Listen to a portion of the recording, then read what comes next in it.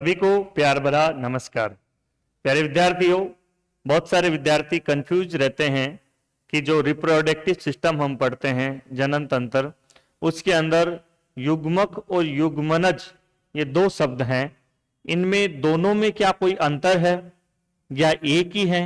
अंतर है तो क्या है, उसको मैं आपको अच्छे से क्लियर कर देता हूं, अच्छी तरीके से समझना।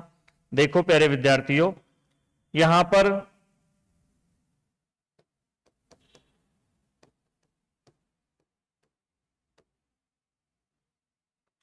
प्यारे विद्यार्थियों देखो, ये तो है अपने पास में युग्मक युग्मक और ये है प्यारे विद्यार्थियों अपने पास में युग्मनज युग्मनज।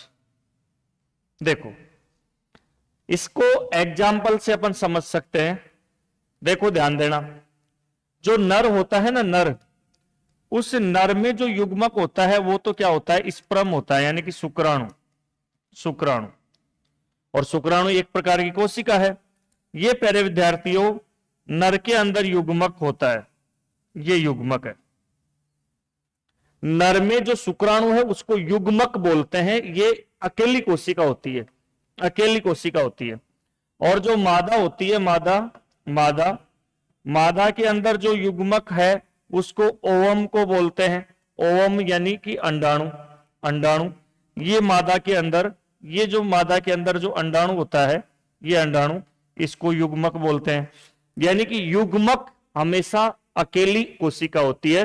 तो नर में तो युग्मक शुक्राणु होता है और मादा में युग्मक अंडाणु।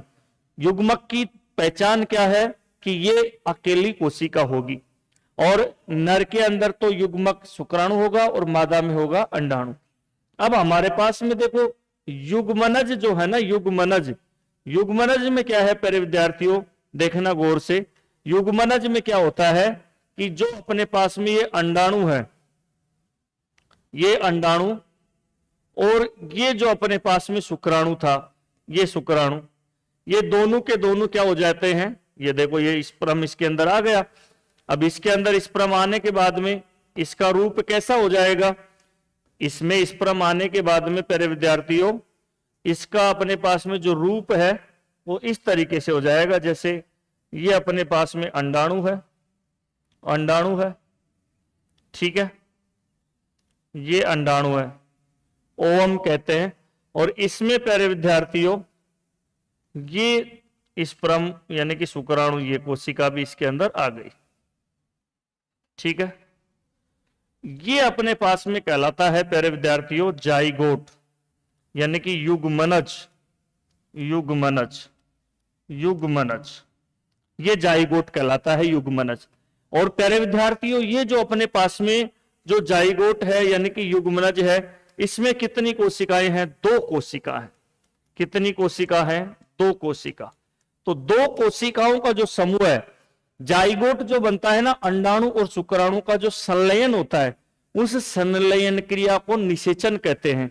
और इससे जो पदार्थ बनता है उसको हम बोलते हैं जाइगोट, यानी कि युग्मनज बोलते हैं। क्या कहते हैं? युग्मनज। तो युग्मक तो एक कोशिका होती है और युग्मनज दो कोशिका होती है। जो युग्मक होता है इसमें प्यारे विद्यार्थियों जो अपने पास में जो क्रोमोसोम होते हैं ना, क्रोमोसोम, वो अगुणित होते हैं। क्रोमोसोम कैसे होते हैं? अगुणित होते हैं, अगुणित। इसमें क्रोमोसोम अगुणित होते हैं, यानी कि इसमें तो 23 क्रोमोसोम है और इसके अंदर भी 23 क्रोमोसोम है।